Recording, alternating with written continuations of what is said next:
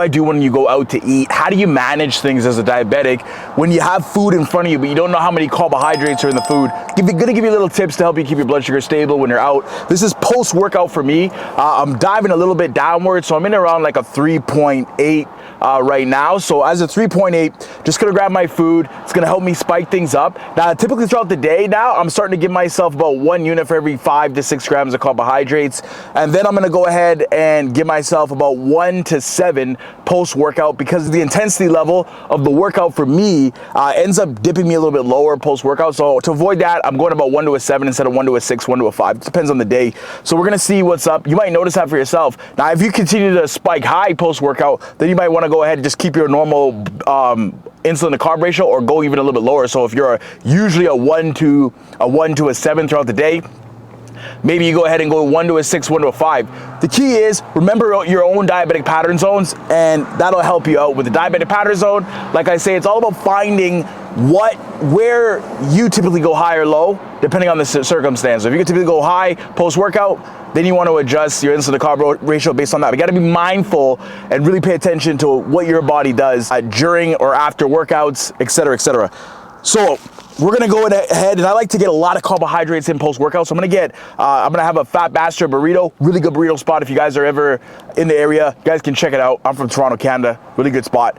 So you guys go ahead, you guys get yourself a burrito from there, or get yourself whatever. But I like to really prime my body with a lot of carbs post-workout, protein post-workout, to get that glycogen into my muscle cells. Glycogen is just stored glucose from the carbohydrates we eat. It's gonna help me to prep myself for tomorrow and tomorrow's next workout and beyond. And again, I get a lot of get my protein in. I'm getting about 30 grams to 40 grams with this meal. With the insulin I'm taking with the carbs, it's gonna help to shuttle those aminos into my cells, help to repair my muscle cells really well. Insulin helps to shuttle amino acids into your cells in a dose-dependent manner, meaning as you increase insulin and you increase your protein, then it'll help you to repair more muscle. But remember, you have to also increase carbs then, because that's what's gonna trigger the insulin injection.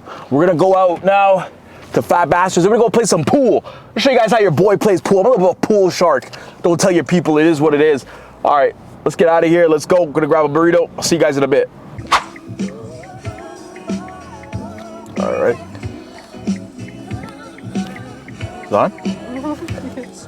Are we good? Yes. All right, we're good. So blood sugar was headed a little bit low, like I told you guys. So it's about like a 3.8. So for me, I get this mango drink from Fat Bastards. It tastes delicious, but got like 66 grams of carbohydrates in here.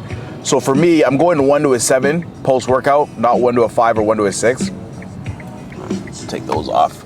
I just pull up like it's Uber, guys. I don't even care. I just pull up right in front of Fat Bastards like it's nothing. It is what it is, and grab my stuff. So I got a mango drink. Mango's always gonna have a lot of sugar. Now here's how you guys can like break things down. If you know like this entire mango drink has 66 grams of carbohydrates, I'm gonna go 66 divided by 7, so that's about 10. Now if you only drink half of this, because maybe you don't wanna go all the way, I just like the way it tastes, so I'm gonna go all the way, and you drink half of this, then you go 66 divided by 2, because that would be half. If you drink a quarter of it, 66 divided by 3. Then you know how much carbohydrates is in it, how much insulin you want to give yourself. All right, so for me, I'm gonna go ahead and give myself the 10 units, plus the units for whatever I'm gonna eat, and then we're good to go. But I'll show you guys what that looks like when we get to the pool hall. All right, guys, so I'm gonna go ahead and give myself my insulin while I'm driving. You gotta, honestly, if you're diabetic, you just get good at driving on your knee. Don't try this at home. Gonna give myself 20 units of insulin, 10 for the burrito, because the burrito's about around the same actually, 60, 70. Then I'm gonna give myself 66, so we know we're gonna give myself 10 units for that. So we add that up.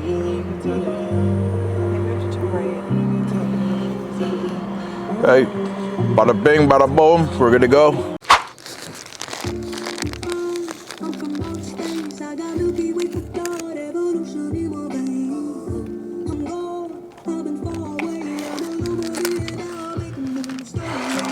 Can I eat in peace? I'll see you guys in the pool hall, for crying out loud. You guys didn't know I play pool out here. Just trying to school the kids, let them know what it is. So if we pop this one in, makes it easy, come back around.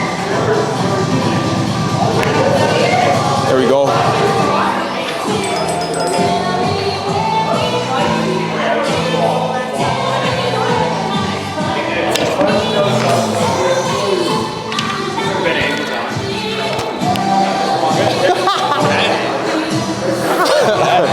is what it is, man. Just trying to show you what's up. I had that, man. I should have popped off the top, but this kid's got nothing anyway. He'll get this in, but there's nothing after that. I always tell him, what's next? What's next, bro? Watch. Nothing. Nothing's next. And then I'm just gonna dust him and finish the game. That's how we do things out here. I'll take his lunch money. It doesn't matter. Where are you going? See what I'm saying? See what I'm saying? You got nervous under the pressure. I don't get nervous under pressure. Watch.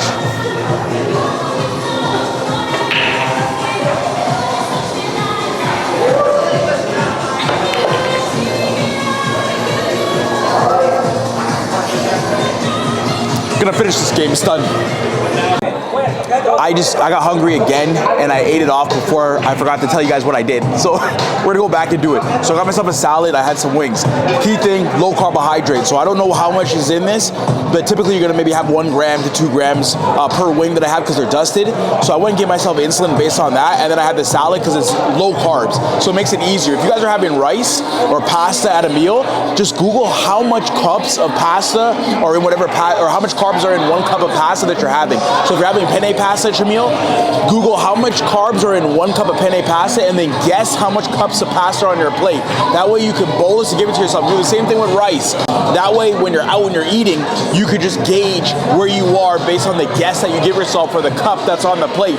Now you could play this game with yourself at home. Start guessing how much cups of pasta or how much cups of rice are on your plate, then actually measure it, and you'll get better when you go out to do the same thing when you don't have that measurement with you. So after all that, we'll test my blood sugar, we'll see where I'm at. Again, remember guys, be intuitive with your blood sugar, kind of know what you're doing. And remember those little key tips that can help you when you're eating out to have an idea of what cup of measurements look like. That's why it's good to measure everything when you're at home, because you have a better idea of where you're at. So right now I'm 4.5, so that's good to end the note on. We're 4.5. Good day overall. And again, this is, you guys get better at knowing how much measurements are on your plate when you're at home. When you come out, it'll make it a lot easier for you guys to know what you're taking in. And always usually stick to stuff you have a good idea with, and you guys will be good to go.